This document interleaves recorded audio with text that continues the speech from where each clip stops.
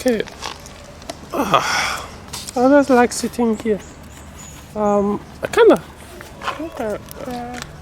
always like sitting on this edge. Most people don't know this can actually be used as a seat, to lie on. So it's very windy right now. So probably we will be disturbing this video. Oh, meanwhile, I'm on my Guinness style. So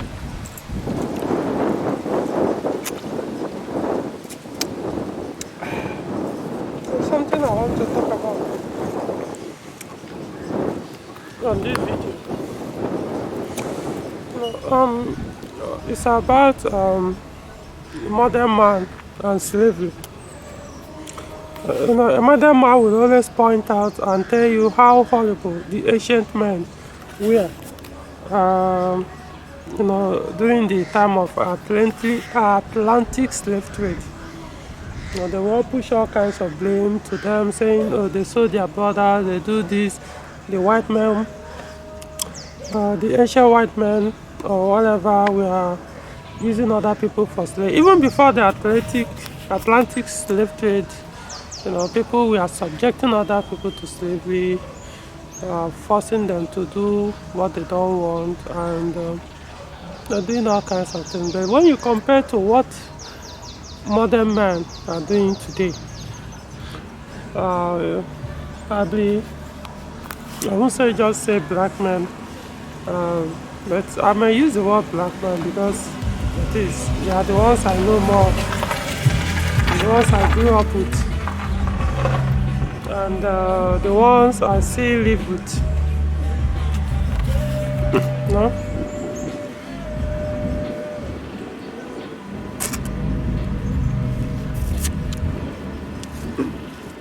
Now, coming back to the modern black man, the relationship between car owners and their local mechanics is a very good example of the slave mentality within almost an average black man, right?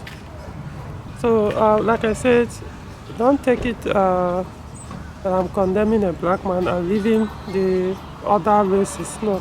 The reason why I'm using black man in this instance is the black man has been blaming the white man for exporting them to Western countries and turning them to slaves, calling them all kinds of names. However, right here, the same black man that is condemning the white that did this social and so things to their forefathers are doing even worse than what so-called the white men did. Right now, they are doing it. The same slavery they did to their fellow men, that's what they are doing today. Most times when a car owner gives his vehicle to a mechanic to work on, the way and manner he talks to that person, I'm not talking about the mechanic. For example, there's this mentality where people say how did they even put it? It's he who pays the piper that dictates the tune, right? So, as long as I'm paying you to do something, or in fact, 99% of the time, they are not even paid you, just that the agreement was that they're going to pay you after providing certain services. So, that means they own you at that time. They will say whatever hell they want to say, use whatever derogatory words, address you however they want. They don't care anything. They care, as in they can usher any kinds of worst thing you can ever heard of to you, because as far as they're concerned, you are their slave at that time. You have no option. They've already bought you. So until you finish providing the services, you are their slave. So they can say whatever hell they want to say without saying, or without you, you know, speaking against whatever they are saying to you, or trying to stand up for yourself. In fact, if when you even want to stand up for yourself to tell the person to fuck off for saying those things to you, or for taking you in regarding you in that manner, it is regarded as unprofessional. People will insult you while providing services for them. Then for you to tell them fuck off, or try to show the person your value by not allowing the person to talk to you in that manner, or to expect you to do certain nonsense for the person because he's paying you, or he's expected to pay you for that, then the society expects your own reaction as unprofessional. But that person, as far as he's concerned, is doing what is expected or what he's supposed to do. In other words, that's another. You also hear people saying the customer is always right. So as far as this customer is concerned, you are the slave to the customer. So when people still do all these things, all I always think about is,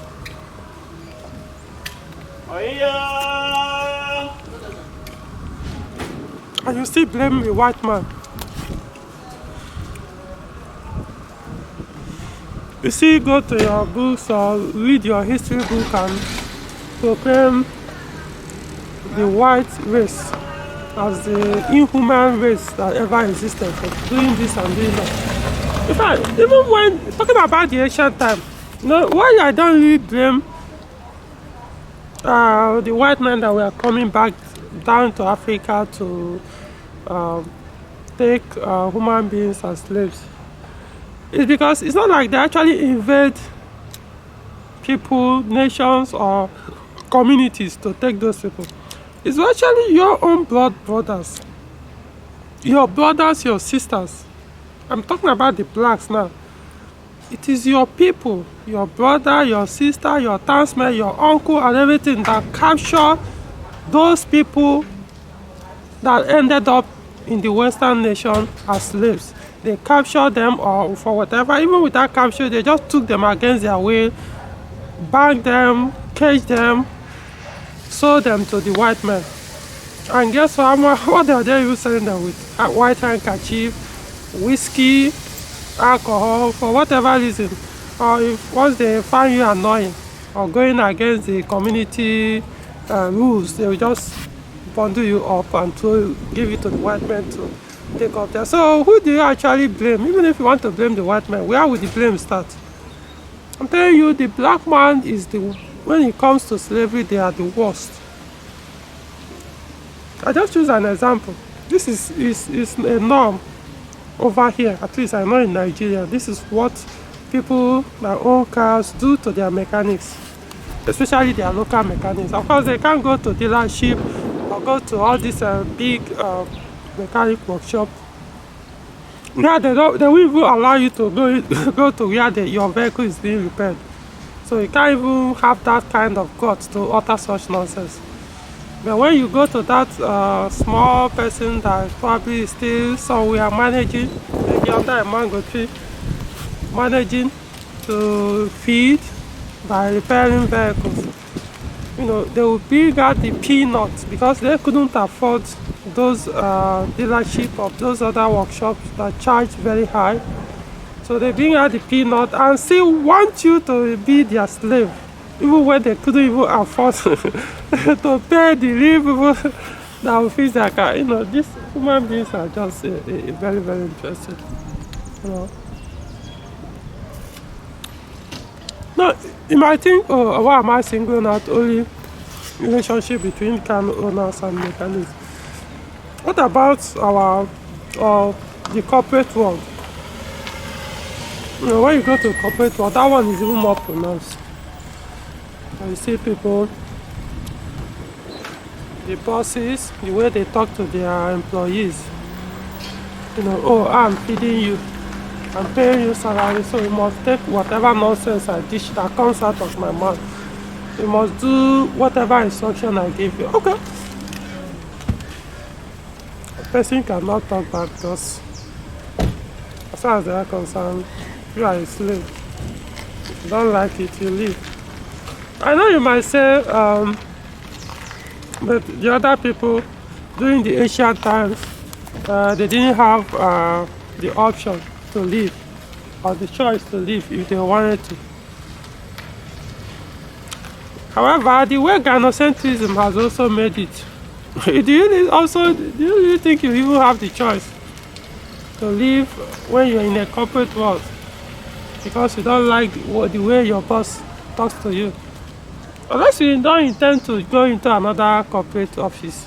There is no difference.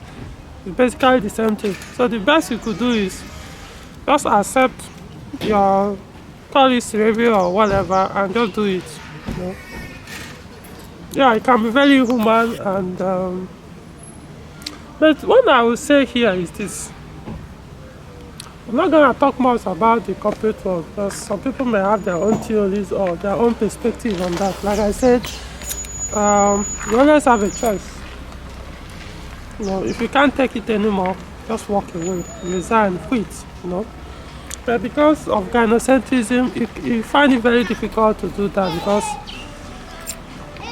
you are expected to provide for your wife, for your girlfriend, for your family, for the society, or not necessarily to provide for society, but you're expected to make some money or have enough to be regarded as a man or as a successful man in the society. Because as far as gynocentric society is concerned, it's all about what attracts a woman.